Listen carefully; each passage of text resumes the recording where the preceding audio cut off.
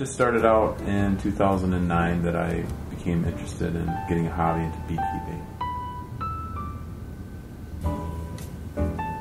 We've had land for several years and then we weren't really using it. It was just agricultural land I was renting out. I wanted to do more with it than just renting it out. So looked into a couple different things, what we could do with the land, growing things and different plants, cash crops and stuff like that. Honey is a good moisturizer. Honey is a humescent, so it does moisturize your skin. It kind of keeps the moisture in. Plus another thing is when you use beeswax types of soap, you'll notice that the water will kind of do like it'll bead up on your skin, which you don't see that a lot in other types of soap, but you will see it when you use beeswax soap.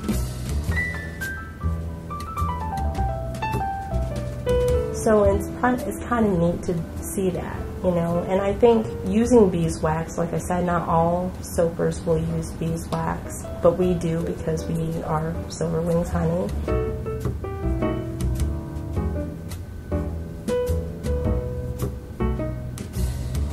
Beeswax is just an important part of the soap, plus it does harden that bar.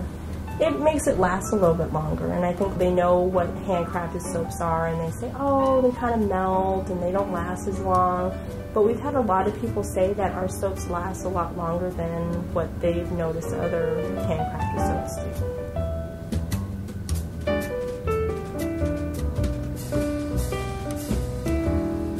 Also, beeswax is kind of tricky to work with because you have to heat it at a certain temperature, and it has a flash point, so you don't want it to get really, really hot, so you got to be very careful.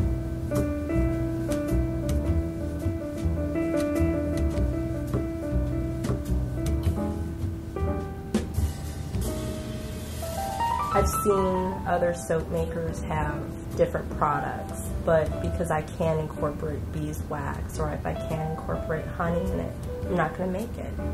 Honey and beeswax can't go in it. We can't. We're not going to do it.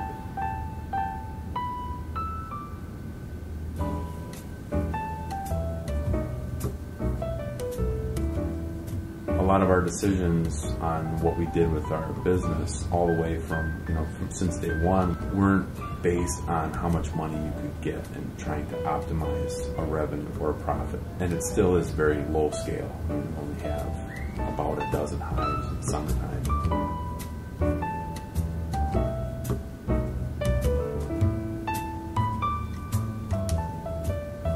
First decision on labeling, packaging, and even the oils and things that go into soap wasn't based on what ingredients are cheap.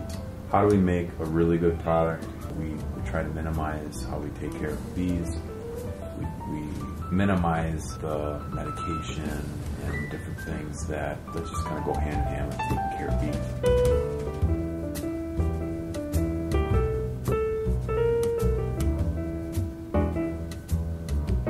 We can keep our bees healthy and we can do that without relying on medication, then we do that. We don't like to feed them sugar. We try to leave as much honey as we can for them so that they can make it through the winter on their own.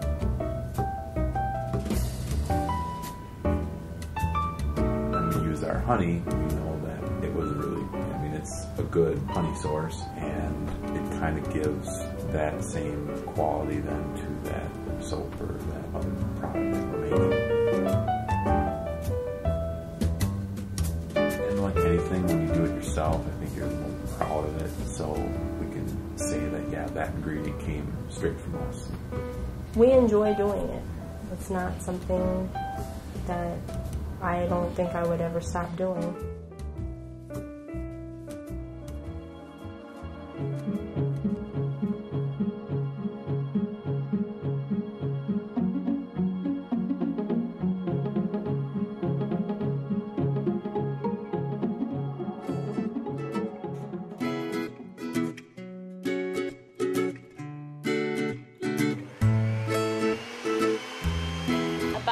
years ago. We were looking for more of a commercial space just to bake legally and sell legally. Thought the space was available. We talked to the owner and transformed it from an old dusty garage to a cute little bakery.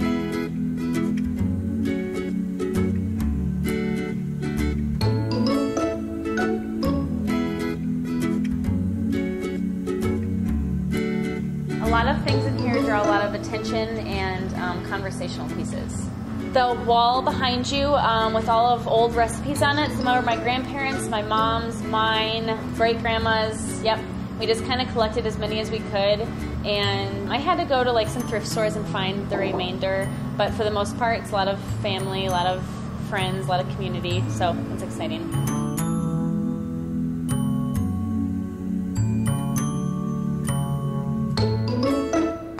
Right off the bat, we wanted to make sure that we didn't make things too sweet, and so we really wanted that natural flavor. Instead of sugar, we thought of other alternatives such as maple syrup and honey. It does get quite expensive, so we weren't able to use it as much as we wanted to, but for the most part, our granola, some of our buttercreams, and our granola bars, a lot of things are sweetened with honey, so we do go through it quite a bit.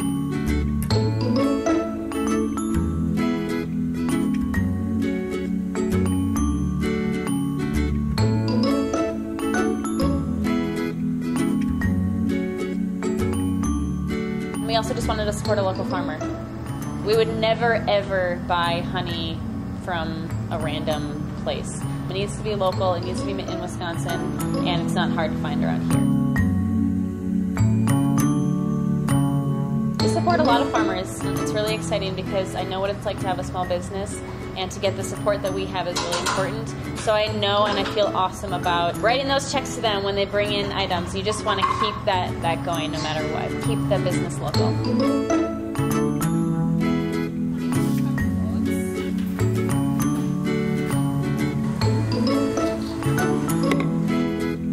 We go through 2 of those huge buckets, which I think are 5 gallons a month. 2 of those a month. So 10 gallons a month, roughly. That's a lot of honey.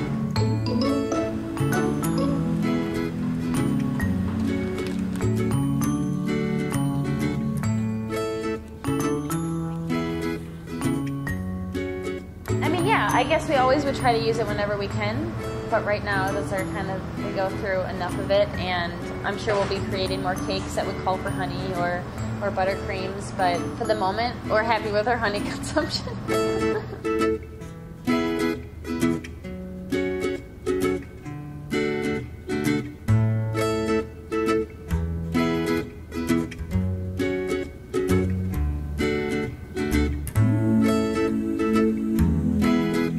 My favorite thing is the honey buttercream, I would say. The oatmeal cream pies are awesome. I like cake.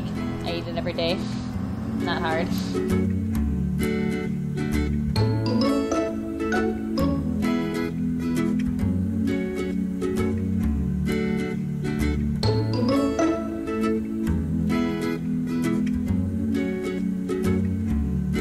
I mean, I think Stevens Point deserves a bakery like us. There's people that come from Wausau and Rapids and Wapaka just to see us.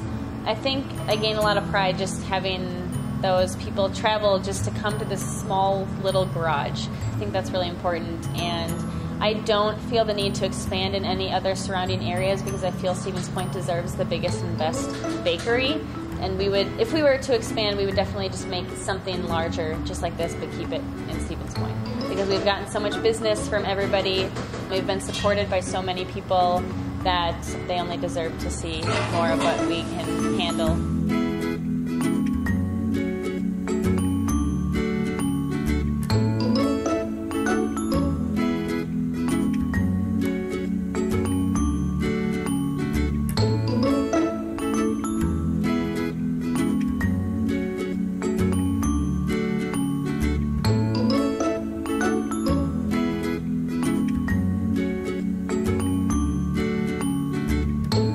I do it for myself because I love it, but I think I do it more for the people.